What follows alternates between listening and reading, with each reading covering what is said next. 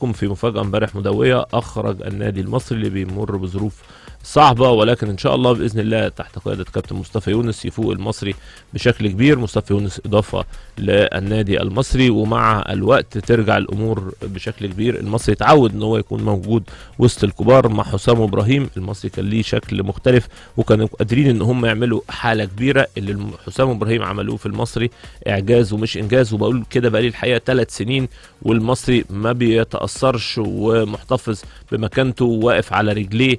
حسام ابراهيم دايما مديني الفرقه الدافع والحافز. مفيش حد في مصر يقدر يقول ان حسام حسن مش مدير فني كبير، وحته ان هو بيشتغل بالنوع والحافز والدافع. حسام بيشتغل بكل حاجه، بالفنيات والدافع والحافز، ويصنع من يعني اقل الامكانيات يصنع فرق كبيره. واعتقد ان شاء الله باذن الله ان بيراميدز مع حسام حسن هيبقى ليها شكل مختلف. بيراميدز نادي اتولد كبير، ولكن برضو اتولد كبير كان هو ينافس. وجود حسام ما بيحبش يخسر في الطاوله. اشحال بقى ان هو النهارده معاه فريق كبير ومعاه امكانيات كبيره، وعايز يبقى عنده طموحات واحلام وعايز يروح للبطوله. فاعتقد ان وجود حسام ابراهيم في الحته دي هيكون ليهم شكل مختلف تماما.